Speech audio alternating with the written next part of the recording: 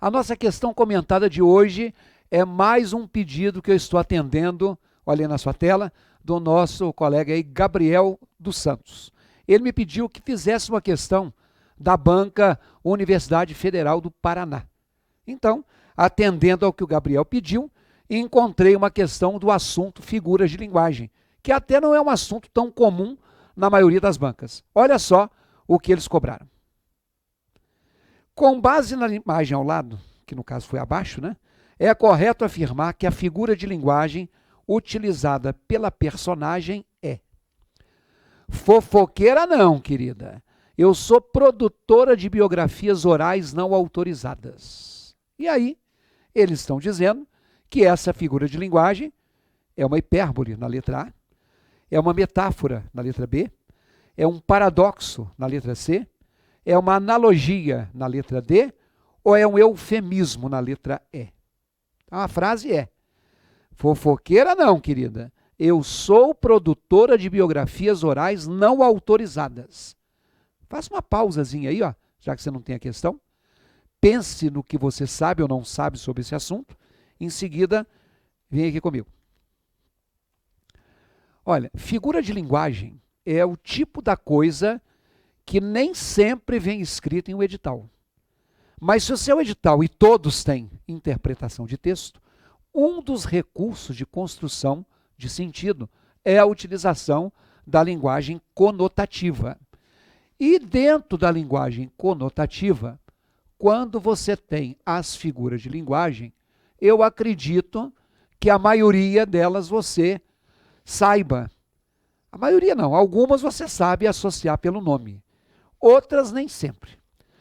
Por exemplo, na letra A, olha aí, você tem a palavra hipérbole, que se você marcou, não é a resposta.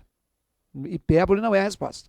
Então, definindo para você o que é uma hipérbole, você sabe que dentro da palavra hipérbole tem o prefixo hiper, que significa a mais. Então, a hipérbole é a figura de linguagem do exagero. Uma coisa que é exagerada. Então, quando eu digo assim, já lhe disse isso 1 milhão de vezes.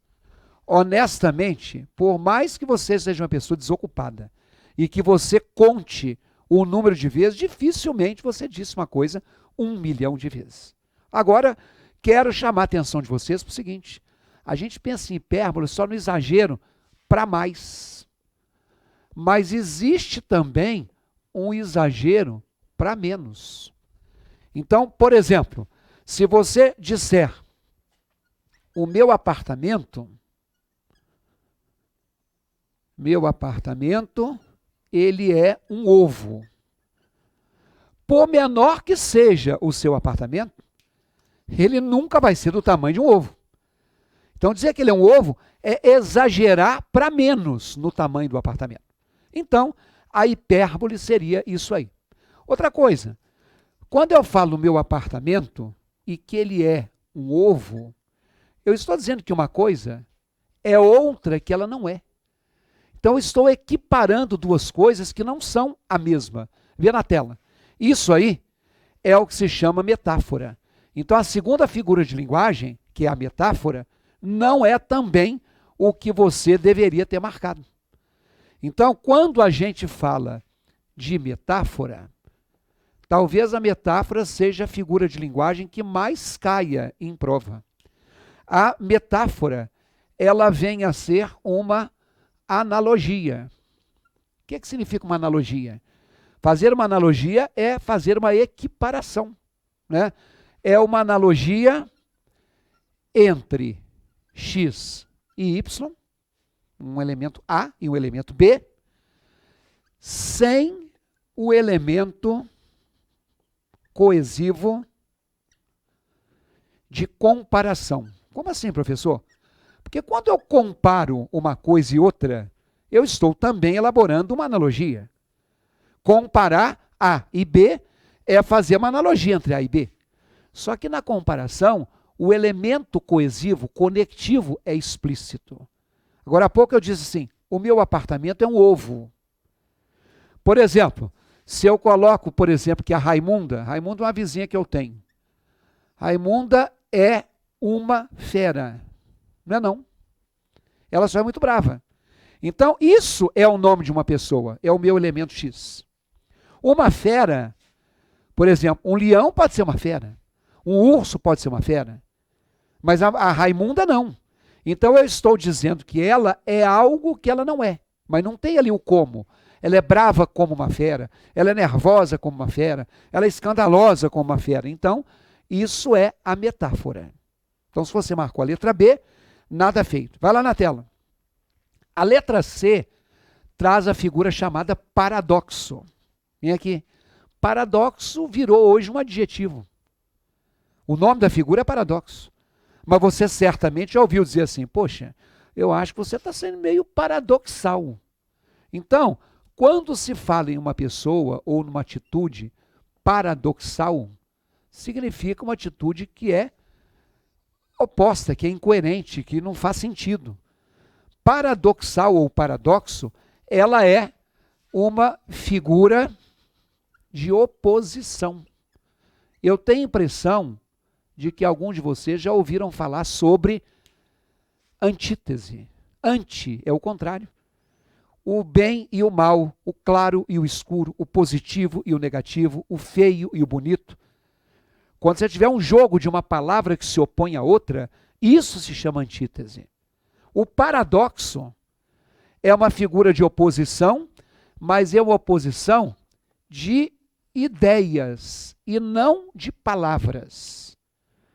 Como assim uma oposição de ideias? Tem um verso famoso do Fernando Pessoa que fala que amor é fogo que arde sem se ver. E aí vem a parte, ó, é ferida que dói e não se sente. Aqui nós temos um verso do Camões, e quando ele fala que o amor é uma ferida que dói, que tem um acento, tá? O ditongo aberto oi, na palavra monossílaba, continua acentuado. Como é que uma coisa dói e eu não sinto? Então não dói, ó. Nossa, está doendo tanto. Como assim? Não, eu não estou sentindo. Pô, pera lá. Isso aqui é uma coisa incoerente. Quando eu falo assim, o dia foi seguido pela noite escura. Dia e noite é antítese. Não pague o mal, não pague o bem com o mal. Bem e mal. É a palavra oposta, é antítese. Certo ou errado, eu gosto dele. Certo e errado é antítese. Mas doer não é o antônimo de não sentir. Mas é uma visão contraditória. É isso que é paradoxo. Aí ele continua. É um contentamento descontente. Como é que o contentamento pode ser descontente? É dor que desatina sem doer. Se desatina, está doendo muito. Nossa, estou desatinado. Como assim? Não, está doendo, não. Então, o paradoxo, ele gera uma incoerência. Na tela. Das duas que sobraram, analogia e eufemismo, acertou a questão quem marcou a letra E de eufemismo. A analogia, já te falei. Fazer uma analogia é estabelecer uma comparação, uma metáfora. Então, metáfora na letra B e analogia da letra D se excluem. Agora, a palavra que é a resposta, eufemismo, ela tem eufemismo, um radical, um prefixo grego, que é esse aqui, que não é a primeira pessoa do singular. Eu significa bom. Então, se você conhece alguém chamado Eugênio, não quer dizer que o cara tem um gênio bom, não, tá? O gênio vem de gen, de genética, de origem. Então, eugenia, a teoria da eugenia é a teoria da boa origem, que até deu a origem, depois a teoria racista do Hitler, lá da raça ariana. Eugenia, de raça boa, de genética boa. Então, esse eu é porque o eufemismo, ele corresponde a uma suavização. Você diz uma coisa que teoricamente é negativa de uma maneira mais light, Então é muito comum você ouvir uma pessoa dizendo assim: quando ela vier a faltar, a família ficará desamparada. Então, quando a pessoa fala, quando ela vier a faltar, isso é uma forma mais suave e mais indireta de dizer, quando ela morrer. Então tem gente que acha que morrer, não fala morte, atrai. Tem muita gente que não fala a palavra câncer, está com câncer, não, está com aquela doença. Qual doença? Tem tanta doença no mundo. Mas há pessoas que não pronunciam câncer com medo. A minha avó, por exemplo, ai de nós falar essa palavra desgraça perto dela. Parte da boca, menino. Isso não fala que atrai coisa ruim. Então, assim, vier a faltar, é morrer. Observe que eles fizeram até uma coisa irônica, vejam aí na tela. Quando se fala assim, fofoqueira, não, a palavra fofoqueira é o rótulo negativo. Traduzindo, produtora de biografias orais não autorizadas. O que é biografia oral? É o que você fala, não o que você escreve. Por que é não autorizado? Eu vou autorizar você falar mal de mim? Você fazer uma fofoca a meu respeito? Então, por exemplo, a pessoa, quando diz assim, olha, fulano de tal é servidor da limpeza urbana. Isso é um eufemismo para falar que o cara é lixeiro. Ah, não, a palavra lixeiro é pejorativo, tem de lixo. Não, ele tira o lixo que você, não civilizadamente, às vezes joga no chão. Então, servidor da limpeza urbana, eufemismo de lixeiro. Ah, tem muito político que é amigo do alheio. Amigo do alheio que rouba o que pertence aos outros. Chamar o cara de ladrão, fala que ele é amigo do alheio. Tá bom?